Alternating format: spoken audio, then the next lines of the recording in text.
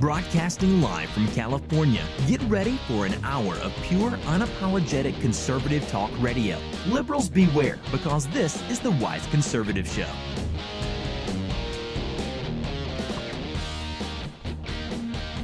Good afternoon, and welcome to another episode of the Wise Conservative Show. I'm your host, Connor Wise. Now, once again, we're seeing the Democrats taking a very hypocritical turn. Now, let's go back to the election in November, a few days before it, in fact. And Hillary Clinton actually confirmed that they wanted this to happen last week, and we talked about this on our show last week.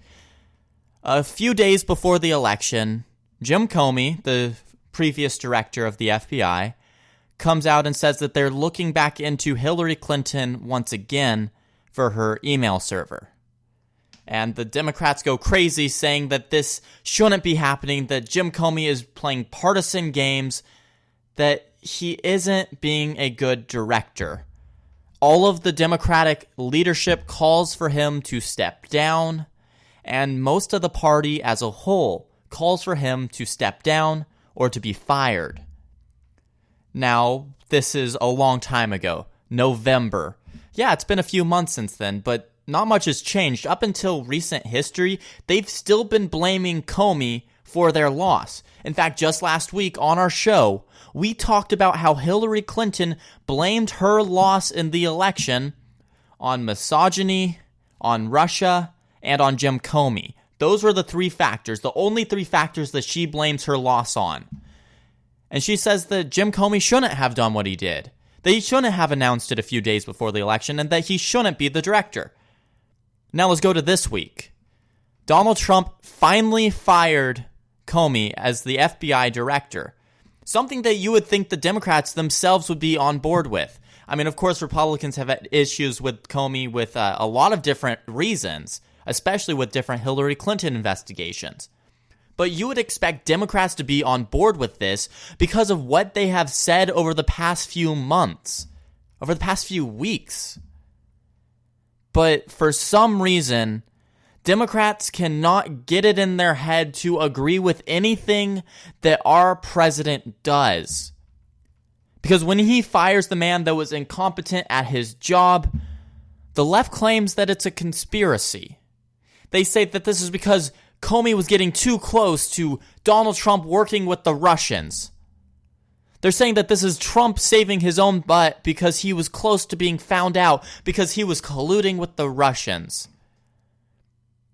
Instead of accepting the fact that Donald Trump, our president, just made an amazing decision, Democrats just can't accept that. They have to argue. And so now the White House is having to defend their reasoning.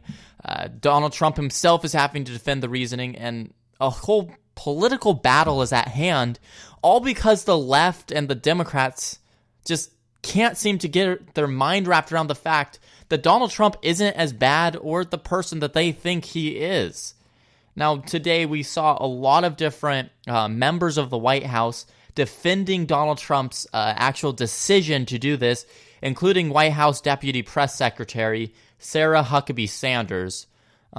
So she was asked at the daily press briefing today why Trump had actually fired Comey despite recent statements from Sean Spicer that Trump had confidence in the director. Now, Sanders definitely denied the reports that Trump had put the Deputy Attorney General Rod Rosenstein, who was one of the people that led to the reasoning for this firing. He's one of the people that recommended it. Sanders denied the reports that Trump put him up to that recommendation, which, of course, a lot of news agencies like CNN and MSNBC are trying to claim. Instead, Sanders then said that Rosenstein himself recommended the firing in a Monday meeting with Trump over Comey's handling of the Clinton email scandal. The White House says that Trump then asked Rosenstein to put that recommendation into writing, which he did. Here's a quote. I cannot defend the director's handling of the conclusion of the investigation of Secretary Clinton's emails. Now, this is from Rosenstein. And I do not understand his refusal to accept the nearly universal judgment that he was mistaken. almost everyone agrees that the director made serious mistakes. It's one of the few issues that unite people of diverse perspectives. Or so we thought. Trump told reporters just today that the decision came because Comey was, quote, not doing a good job. Now, of course, some Democrats have expressed concern over this, as I stated earlier, saying that he's colluding with the Russians. This is a conspiracy, trying to oust anyone who is finding out his collusion. Now, the Deputy Press Secretary Sanders said that Trump had been considering letting Comey go from his role since the election, and that there had been, quote, an erosion of confidence. But she also indicated that the final straw for Rosenstein and Trump was Comey's testimony last week before a Senate Judiciary Committee hearing. Now, at that hearing, Comey answered wide-ranging questions about his controversial handling of the Hillary Clinton probe into that private email server last year. Sanders said that Comey's testimony showed that he had committed, quote, atrocities in circumventing the chain of command at the Department of Justice, and said he had thrown a, quote, stick of dynamite by going around then Attorney General Loretta Lynch and calling a press conference in July to announce his recommendation not to press charges against Clinton. Here's a quotation from Sanders. When you throw a stick of dynamite into the Department of Justice, that cannot be ignored. Now, when a reporter at that briefing argued that there was little in Comey's testimony that was not already widely known, Sanders then responded that it was the first time that Comey had publicly and openly made clear how he handled the probe. Now, a lot of Democrats are saying that the timing of this was very key, and that's where they're getting this conspiracy theory out of. They're saying that if he wanted to fire Comey over the election and over the Clinton email scandal, that he could have done so way sooner in his presidency. And of course, what I just read you is more proof of why they didn't do that and why they chose to do it now. But the Democrats are ignoring that. They're ignoring the fact that you can't just randomly fire people from the government. I mean, he has the power to, but that would have even more backlash than what he's doing now. The Democrats would attack him saying that there's no reason to fire him, that he has no reason to back it up. You have to have recommendations to fire the directors of departments. And that's what he was waiting for. He got recommendation from the Attorney General and the Deputy Attorney General to do this. He got proof in that last hearing that, yeah, Comey didn't handle the case very well. And in that hearing, by the way, the answers that Comey did answer, because he didn't answer a lot of it, but what he did answer definitely pointed to the fact that he wanted his own power instead of just following the law. And for most of the questions, he just said that it was classified. He would just say, that's classified, I can't answer that. Comey was a horrible director of the FBI. He never really had any good to him from either perspective. We definitely see that Republicans hated him for his handling of Clinton back in June when he said that there would be no charges, that he recommends no charges. And of course, Democrats hate him because of his recent events by the election. Director Comey had completely tarnished his reputation. He was a horrible director to keep in. And I see no reason why the Democrats have to make such a fuss about this. But of course, they're trying to disrupt the Senate process to actually, now they're trying to get a special prosecutor in the Russian look into the probe. They definitely intensified those efforts just today to get that special prosecutor. So they know that they don't have a majority. And you need a majority to get that special prosecutor. So now they're basically disrupting everything in the Senate to try and get that message across. They are now vowing to block President Trump's appointees to FBI director in the future, already not even knowing who it is, and apparently trying to disrupt meetings and other official business. So we all know that Congress is already completely overflowing and they can't get anything done. They're way behind schedule. Well, now Democrats are taking that to a new level because of their pettiness. Now they're blocking everything, not just hearings, but also meetings. Just discussions between senators they won't allow anymore. Because they are stooping that low. Connecticut Democratic Senator Richard Blumenthal said that he would vote against the confirmation of any Trump appointee unless Republicans commit to appointing a special prosecutor. He doesn't care who the appointee is. He will vote no matter what. And this just shows how, well, they would call themselves tolerant, but this shows how tolerant they really are. When anyone from a different viewpoint does anything, they say that they won't follow along, that it's their way or the highway. Even when it's something that they themselves would have done. They would have fired Director Comey. They would have done that themselves if Hillary Clinton was elected. We already know that. But now because Donald Trump's doing it, a man of a different ideology, because you can't have that, they won't allow anything to continue. They're going to vote no on any appointee, no matter who it is. That just shows how immature these senators truly are. Blumenthal spoke the morning after, so this morning after FBI director was fired, and he said, quote, "I'm hoping the outcry will prompt Republicans to join me. The American people want the truth uncovered. I am talking with my colleagues about what the strategy will be to prompt a special prosecutor." Now, he says that the American people want the truth uncovered. And yeah, we want the truth of why the Democrats are throwing these baby fits. We want the truth of why they cannot accept the fact that they aren't in power right now. Why they can't accept the fact that they are the minority. That the American people don't want their policies. That's why we want the truth there. We want to know why that is happening. We already know that this collusion claim that they keep throwing around is false. Multiple probes into this have shown that Russia did not actually change the election whatsoever. Multiple probes have found that Donald Trump was not working with the Russians. But Democrats can't let that happen. They're going to continue to push this for some odd reason, because they have to have some excuse as to why they lost.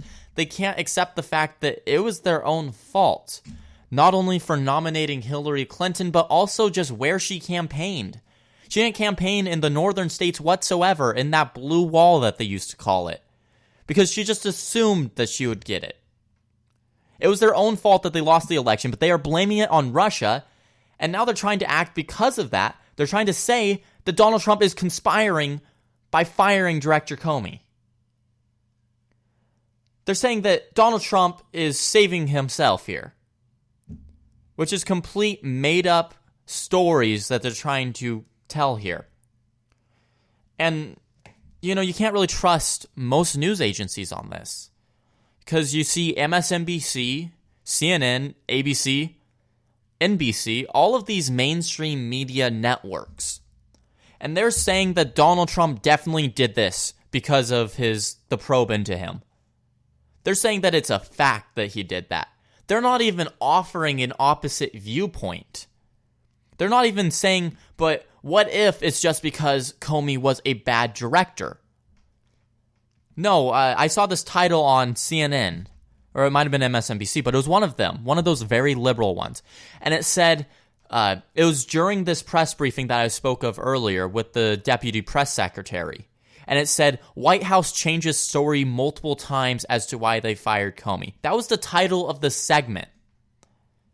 But if you actually look through the news, the White House hasn't changed their story once. They said that it's because he wasn't a good director, and that is the reason why. They haven't changed that story once. But the narrative from these news agencies and from the Democrats is that he did it for his own gain. And that's the narrative that they are going to push down the throats of Americans until they believe it. Until they believe that this was a conspiracy. Some are even comparing this to Watergate. That's how far they're trying to push this. They're trying to act like this is something that they can impeach our president over. But that's not what this is, folks. This is someone firing someone who wasn't doing their job. This is a president acting how they should doing their job by firing those who are ill-fitted for theirs. And so now we're seeing, after all of this, that definitely there's going to have to be someone to replace Comey. So we already have several candidates lined up and being interviewed for this director position. We see right now that Andrew McCabe, who was Comey's deputy, is currently on post being the director just because he had to step up to replace him time being. But the search is definitely underway for a new director who can hold the post while the Senate considers Trump's eventual nominee for the position.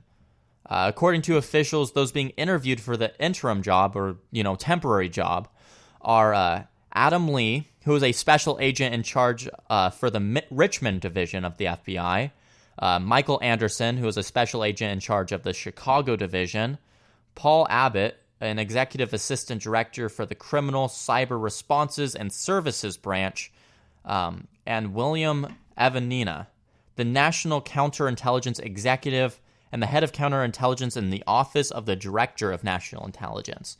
So these are names that they're already saying that they're looking at for a temporary job at least. And DOJ officials are also saying that McCabe remains on this list, saying, quote, "We talked to McCabe yesterday here at DOJ."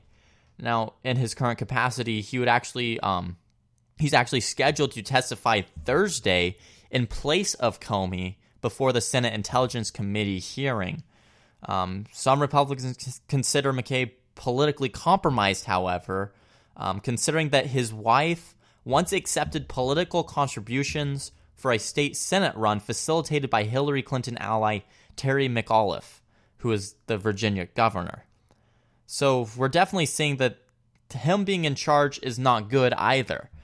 So one of these people are going to get that interim job, and they're already getting the interviews through. But as they get that interim job, we're seeing that Donald Trump is going to have to pick someone for the director in the long run. But Democrats are already saying that they're going to hold that up. Democrats are already saying that they're not going to allow Donald Trump to do such a thing.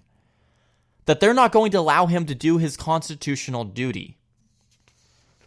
It's actually kind of sad. If you look at the numbers, there are a ton of appointees that haven't been pushed through Senate or haven't even started because Democrats are blocking it. There are roughly 40 appointees who are formally awaiting Senate confirmation from this current administration, and there are about 100 other appointees who are yet to even start the confirmation process because the Democrats have backed them up that much. By this point, every single director was appointed in Obama's presidency. This is the longest that has ever taken for a president to have their appointees confirmed. The longest in history of the United States. And that's because of the Democrats stalling every little bit of Congress. And they wonder why Congress has such low approval ratings. It's because of stuff like this. It's because they think that they can just stall Congress whenever they want. That whenever they want to do something for their own petty gains, they can do it. They think it's their own safe space in Congress. But that's not what Congress is, folks. And the Democrats need to figure that out. They need to realize that this isn't a time to politically attack Donald Trump, but to celebrate the fact that he took out a director that was not properly doing his job. A director that they themselves called for the firing of multiple times and for months on end. That the leader of their party said wasn't doing his job correctly. The Democrats are being very hypocritical on this topic. And it's high time they stop being so hypocritical on every single issue in this nation. All right, I'm going to take a quick commercial break. Don't go anywhere. This is the Wise Conservative Show. Hi, everybody. Connor Wise here with an exclusive clip from the Wise Conservative Show. Don't go anywhere. I'll be right back. And every time that these universities take up this new social change that they're trying to promote, every time they take that up, they are taking away from that education instead.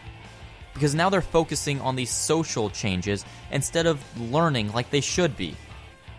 Ever wanted to learn the history of the Israeli-Palestinian conflict in less than 10 minutes? Are you looking for the truth about the so-called gender wage gap? Well, my friends, I'll let you in on a little secret. Prager University is a source that I use all the time when preparing for my show, the Jason Veely Program. Dennis Prager and his team have put together a remarkable organization that seeks to explain and spread Americanism through the power of the internet. Their short yet extremely informative videos reach more than 100 million people per year, and they want to reach you as well. Go on YouTube and type in Prager University, or go to prageru.com for all of their latest content. That's Prager, the letter U.com. prageru.com.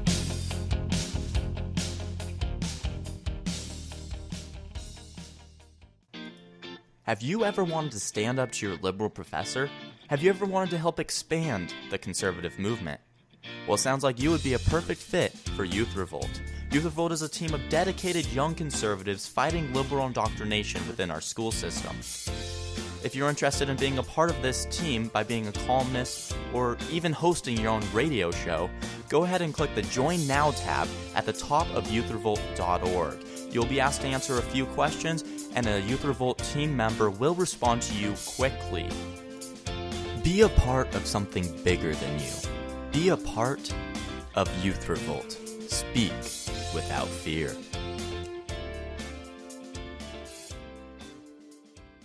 My friends, I'm going to be blunt with you.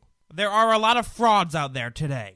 People who claim to be conservatives and yet, in one way or another, believe that more government is the solution to our problems. That's not what conservatism is about, and even more than that, that's not what our Constitution is about. I'm Jason Veely, a recent college grad who has the guts to say what needs to be said without pulling any punches. On my radio show, you can expect 100% pure conservatism every single weeknight at 7 o'clock p.m. Eastern Time. Join me as we discuss history, liberty, and conservative philosophy in a style that is just as entertaining as it is educational. Who says we can't have fun tearing down the liberal establishment?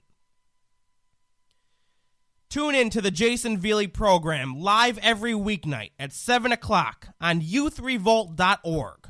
I'll see you out on the battlefield. Love Trump's hate! Love Trump's hate! Love Trump's hate! Love trumping hate involves a lot more assault and arson than I expected. The Wise Conservative Show, Wednesdays at 6 p.m. Pacific Standard Time, only on Youth Revolt.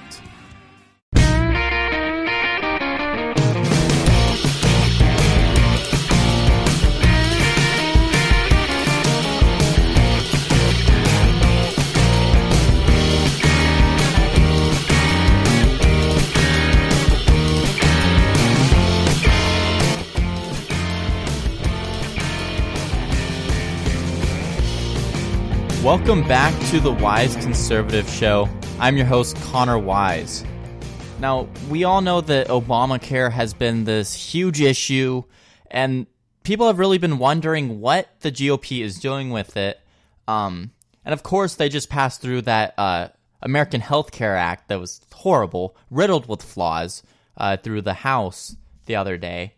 But now we're seeing that Ted Cruz, along with many other Republicans, are looking for a different option. So Ted Cruz is, of course, a member of the Senate Republican Healthcare Working Group, which is working to build support for an alternative to the House-passed Obamacare repeal bill. So this one is one that they're looking for one that will allow for cross-state insurance purchases and includes medical malpractice reform, health savings accounts, and the expansion of association health plans. Now, Senator Ted Cruz also wants to pass just one bill to get the job done, not two, as currently planned by House Republican leaders. Cruz said that he has been working for weeks with the now 13-member group of GOP senators on an Obamacare repeal and replacement plan This plan would eliminate the need for a second phase of legislation to replace failing healthcare law instead of a limited repeal and replace bill followed by another bill, which is what the current leadership has proposed. So now, what we're seeing here is that he wants to pack it all into one bill, basically, and this is for good reasons.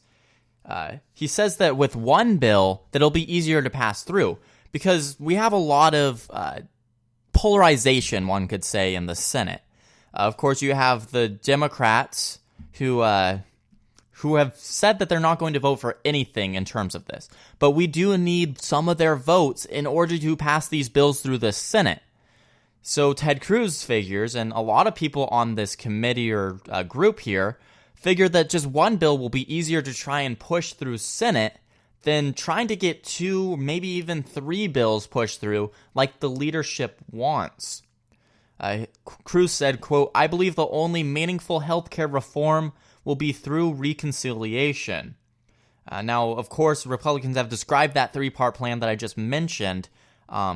And so what this would do was it would begin with a limited repeal instead of a full repeal, and it would replace language passing under reconciliation. The second phase would include the bulk of the GOP's proposal to replace Obamacare, while the third phase would be the reform healthcare through changes carried out administratively by the Trump administration. Now, of course, that second phase might never get passed, so definitely these GOP senators are worried. Quote, "Senate Democrats are listening to the radical left-wing base of their party, and so no healthcare reform legislation will garner 60 votes, because there are not 8 senators who will vote for any of the legislation. I think the answer very simply is to put it all in one bucket." So, of course, this is just to get it so that they can pass everything under reconciliation.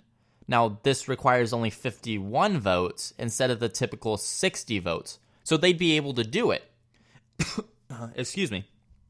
Cruz believes that the provisions can be included in the reconciliation measure without running afoul of the Senate rules.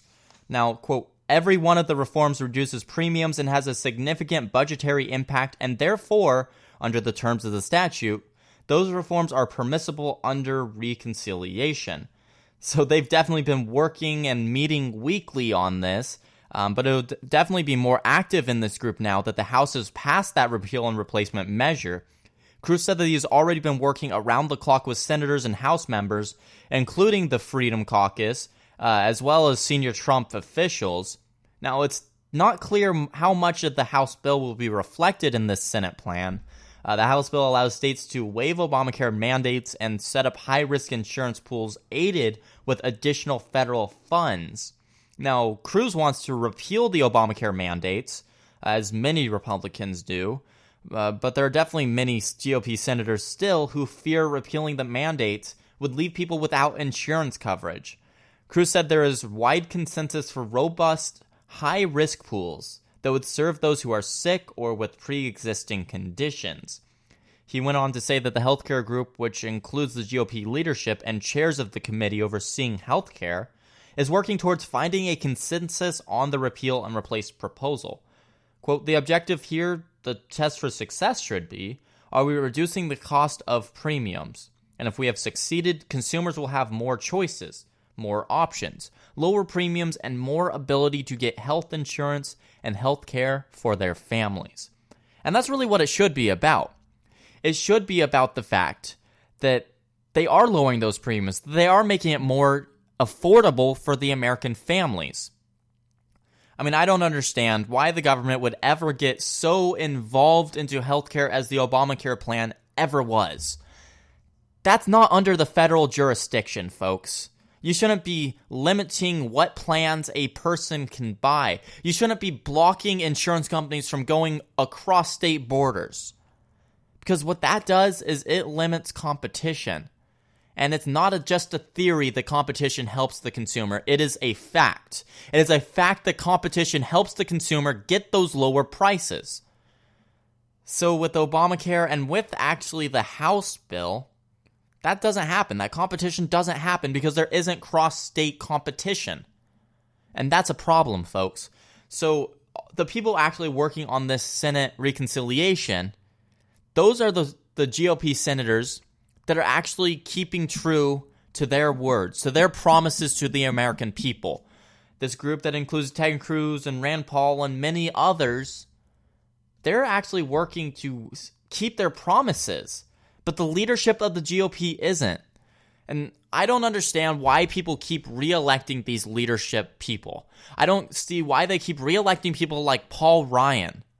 Someone who has time and time again proven that he's not a true conservative. Someone who has proven time and time again that he just cares about power. We saw this once again with the $1.1 trillion spending bill. Paul Ryan isn't a conservative. Paul Ryan doesn't care about limiting the government. He just cares about shifting the power in his direction. And that's what they did with healthcare. That's what the House bill is. That's what they want to go into place. But that's not what true healthcare reform ought to be, and that's not what true conservative reforms ought to be. This group is working on a true conservative reform, a reconciliation on that bill that will help it, that will make it so that it is conservative. And that's what more senators should be doing. More representatives should be doing this as well. Because 13 members out of 52, we have 52 Republicans. 13 out of that is not good. 13 Republicans keeping their promises, folks. That's not a majority. That is actually a very small minority. And we wonder why people don't get reelected, why those people don't actually, why the American people don't like these senators, don't like these representatives. Congress is always in awe as to why they're not liked. It's because they don't follow their promises. And this is just a huge example of that. Another example of it. The majority of GOP representatives and senators are not following their promises. The majority of them do not care about conservative reforms, about conservative legislation. And that is a sad statement on how our party has come, how far it's come, and honestly, how far it's gone back. Our party is at a point where it can either go in the right direction and save this nation, or it can go the route that it seems like it is going.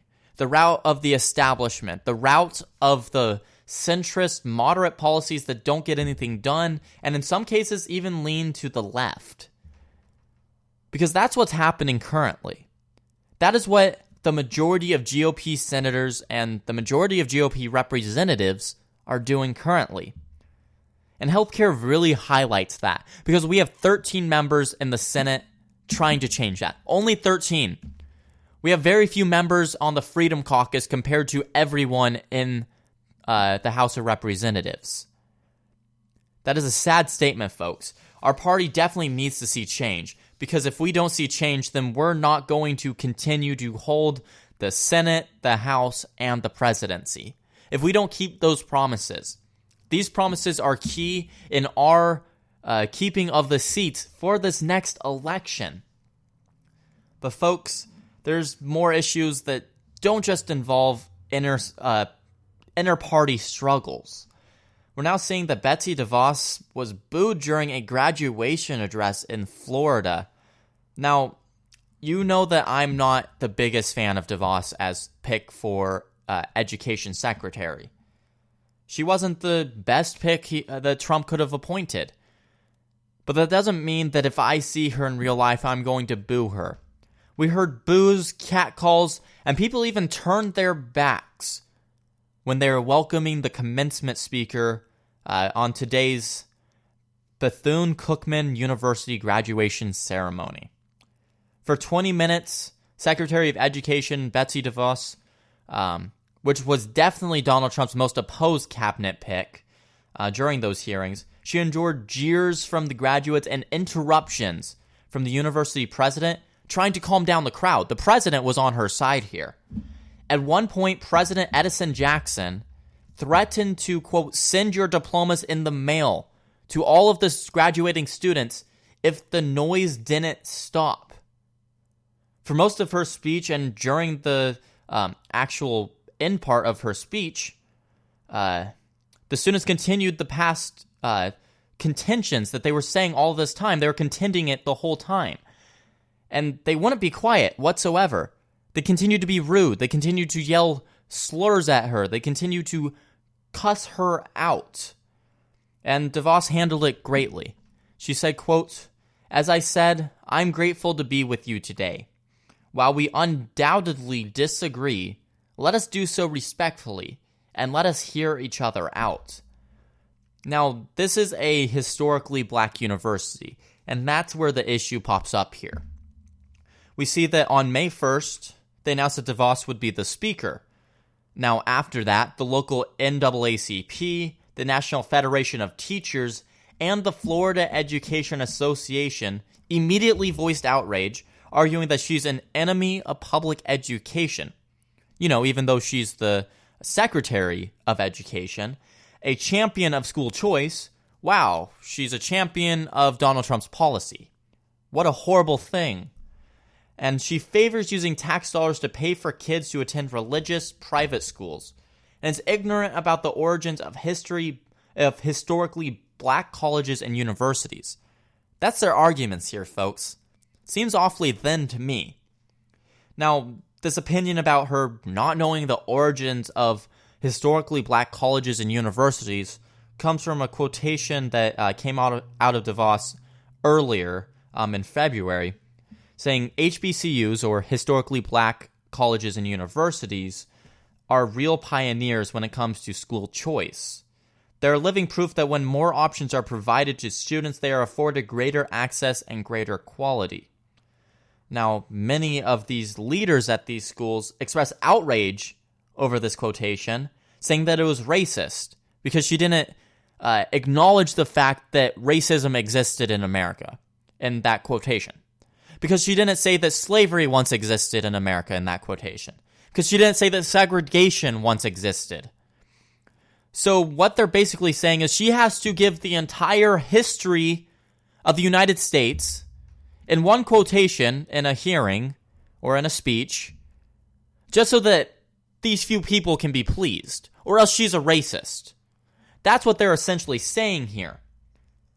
And so students, alumni, and the NAACP organized an online petition calling on DeVos to be disinvited to this graduation ceremony today, and for her Jackson and board chairman Joe Petcock, who's the one who actually wanted her there originally, they called for him to resign in that petition. Now, on just today, President Jackson of the university defended the DeVos invitation, saying, quote, "It's important to understand that people will disagree, but that does not mean that you roll over and play dead because you disagree. This is a good day for us. Can you imagine how many institutions would love to have the Secretary of Education, the highest educational officer in the land, to be their commencement speaker, and hopefully open new doors for this institution?"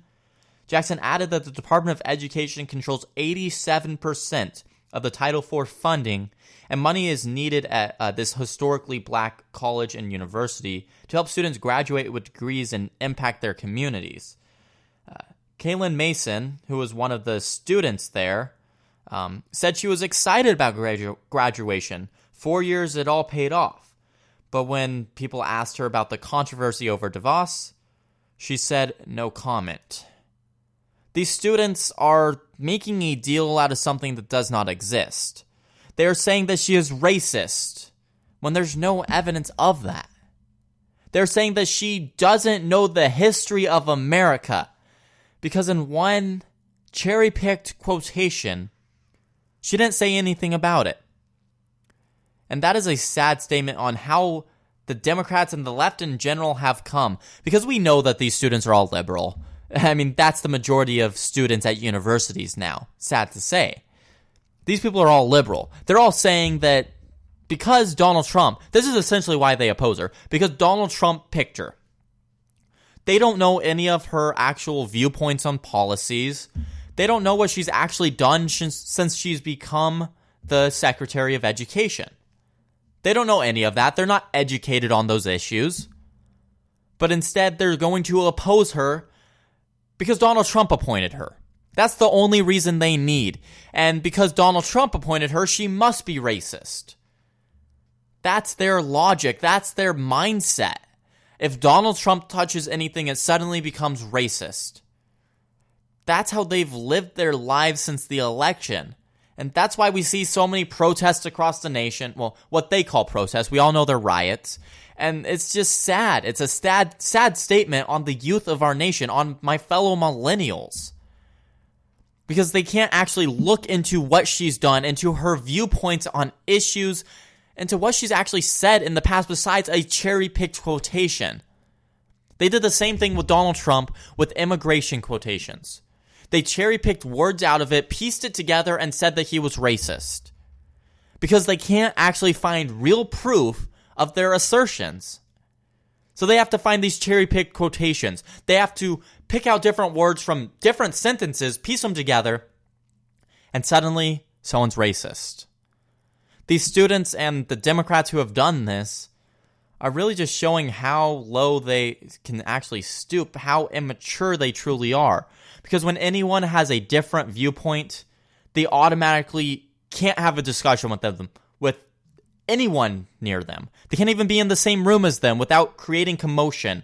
They have to be ignorant and rude to someone who is giving their commencement speech. That is definitely just immature and something that should never happen, no matter your differing viewpoints. I'm going to take one last quick commercial break. Don't go anywhere. This is the Wise Conservative Show. Hi, everybody. Connor Wise here with an exclusive clip from the Wise Conservative Show. Don't go anywhere. I'll be right back. How haven't all of these protesters realized that they are the exact reason why Donald Trump was elected in the first place? How haven't they realized that them being crybabies about every single thing in life is exactly why the American people rose up and voted for Donald Trump?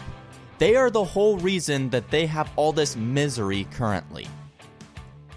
If you got a business, that you didn't build that.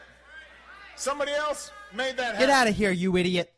Sorry about that, folks. Jason Veely here, host of the Jason Veely program.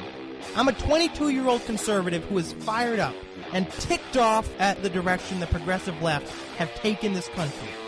Join me every weeknight at 7 o'clock as we promote liberty, advance conservative principle, and work to restore the Constitution of the United States.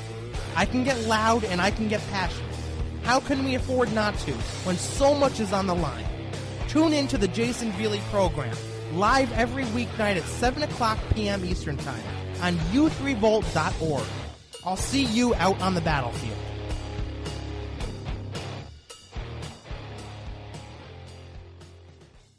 Hi, everybody. Connor Wise here with an exclusive clip from the Wise Conservative Show. Don't go anywhere. I'll be right back. And every time that these universities take up this new social change that they're trying to promote, every time they take that up, they are taking away from that education instead.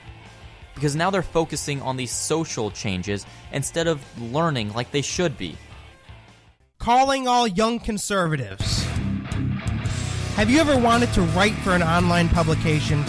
What about host your own conservative radio program? Now you can, thanks to u3volt.org. Youth Revolt is a conservative media network for young people, the goal of which is to educate our fellow Americans and also to expose the left-wing indoctrination that goes on in classrooms across the country. Become part of a team that is dedicated to taking the country back, one radio program or opinion column at a time. If you're interested, go to u3volt.org and click on Join Us on the top of the page. Fill out our brief questionnaire, and one of our representatives will be in touch with you in no time at all. The time to reclaim our future is now. Be a part of something that's bigger than yourself, and join the movement today. Youth Revolt. Speak without fear.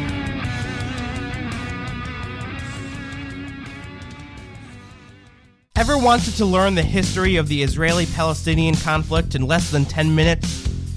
Are you looking for the truth about the so-called gender wage gap? Well, my friends, I'll let you in on a little secret. Prager University is a source that I use all the time when preparing for my show, the Jason Veely program. Dennis Prager and his team have put together a remarkable organization that seeks to explain and spread Americanism through the power of the internet. Their short yet extremely informative videos reach more than 100 million people per year, and they want to reach you as well. Go on YouTube and type in Prager University, or go to prageru.com for all of their latest content. That's Prager, the letter U.com. prageru.com.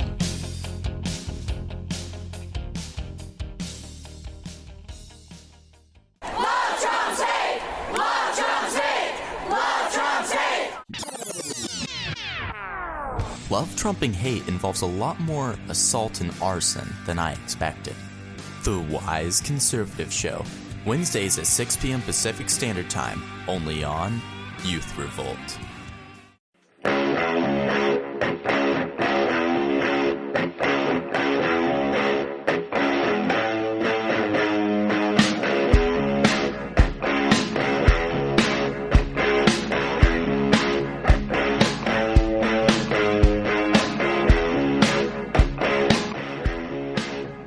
Welcome back to the Wise Conservative Show.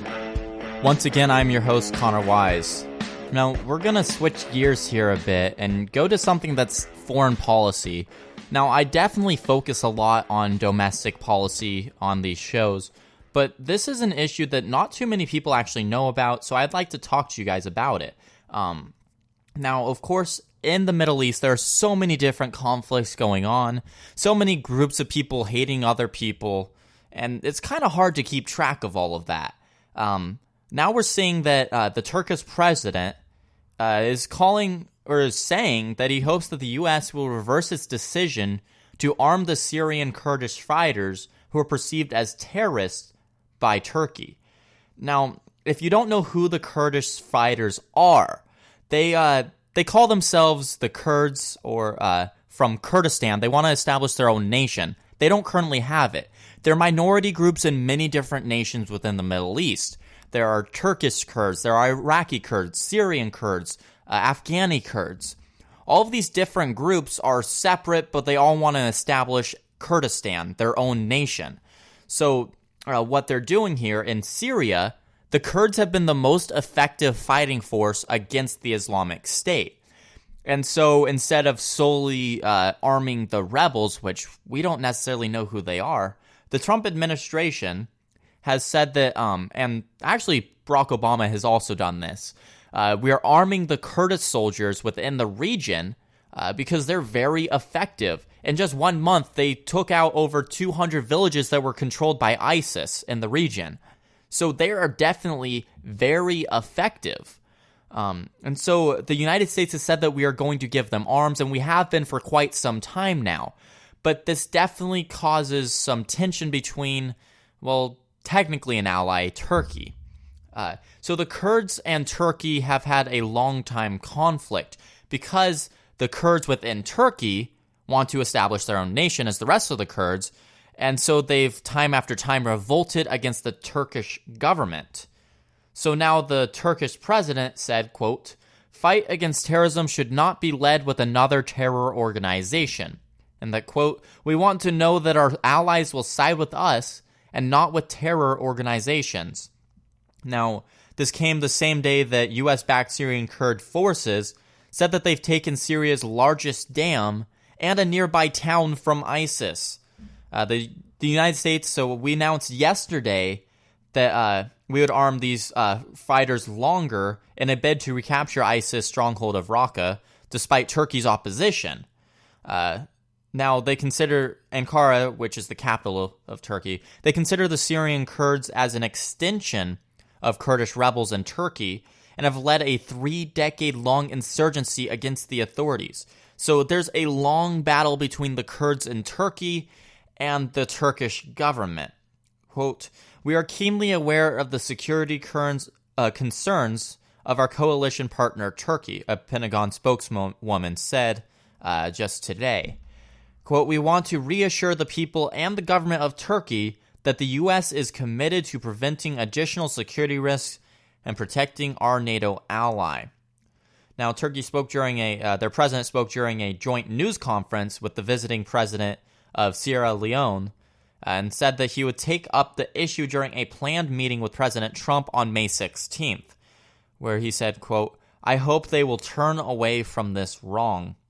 Now, earlier today, Turkey's defense minister said that the decision, to supply arms to Kurdish fighters could develop into a crisis between the United States and Turkey. And he said to his television network there in Turkey that Turkey had the power to defend its national interests in Syria, but it didn't elaborate further on what that meant with this issue. They said that it's out of the question for Turkey to support any operation involving the Syrian Kurdish fighters. So, there's a lot of different concepts at play here. We definitely want to continue to support the Kurds. The United States have been the biggest supporter of the Kurds for many decades now, actually, whether it be the Iraqi Kurds or even the Syrian Kurds. We have supported them for a lot of years. But we need Turkey currently for the fight against ISIS. You see, in Turkey, we use their air bases so that we can launch our attacks against ISIS from there. And it's a close route just to Syria, which is right there, so we can easily take the fight to ISIS. And so this makes a huge issue. Personally, I do believe that we could find other ways to launch attacks against ISIS, and we don't necessarily need to rely on Turkey. I think this is an amazing opportunity for Donald Trump to see that Turkey doesn't necessarily contribute to NATO anymore. The only reason why Turkey is an ally of ours and in NATO at all is because we didn't want Russia or the USSR at the time to acquire Turkey within their coalition. The only reason, there's no other reason why we need them. So this is a great time for Donald Trump and his administration to sit down and to talk about the fact that we don't need Turkey, that we don't necessarily need to keep them as an ally in the region. Turkey definitely has many human rights violations. They've committed a lot of different acts that the U.S. doesn't support, that the civilized world doesn't support, and they haven't contributed to NATO one bit. Turkey is not a good ally. And so this is the time when we can start thinking about maybe kicking them out of NATO, maybe not depending on them. Because right now, Turkey wants us to bend to their will. They want to try and stand over the United States.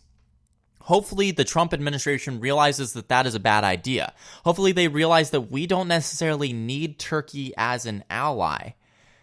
Because this whole situation here in the Middle East, we have been supporting Kurdish fighters for many years. And we've definitely been sending them weapons for a lot of years. And now that we're saying that we're going to continue it under this administration, that we're actually going to increase the number of our support, whether it be monetary or even weapons being sent to them, Turkey is suddenly, now they're trying to say that they have some leverage over us. But in reality, they don't. In reality, we don't need Turkey. We don't need them in NATO. We don't need them as an ally. And I think it would send a strong message to the rest of the members of NATO if Donald Trump tried to get Turkey to be out of NATO. Because we have the power to do that. We can do that if we want. And it would send a strong message to the members who aren't actually helping NATO currently. The members who haven't put any funding into it. Because currently, we are NATO. We are the funding that goes into it. And we already know that Donald Trump has talked a lot about the fact that other nations aren't pulling their weight within NATO. This is a perfect opportunity to not only get rid of a hurtful ally, but also to send a message to the rest of the world that we need help in this fight. We can't do everything alone, that we need other people to fund NATO as well. This is a sword that can be used to fight two different fronts. And Donald Trump better take it up. His administration better notice that. They better notice that this is a great opportunity. So I definitely wanted to talk to you guys about that for the last segment here tonight on this show, because this is an issue that not too many people really know about with the Kurdish fighters. Not too many people even know who they are or why they're a thing. But it's definitely an issue that Americans should know about because it's very prominent within our foreign policy. So that's why I talked about that. But that's all for today's episode of the Wise Conservative Show. I'd like to thank you all for tuning in. My name is Connor Wise. You can find me on youthrevolt.org, Find me on Spreaker.com/TheWiseConservative. Instagram @the_wise_conservative. I'd like to once again thank you all for tuning in, and as always, God bless.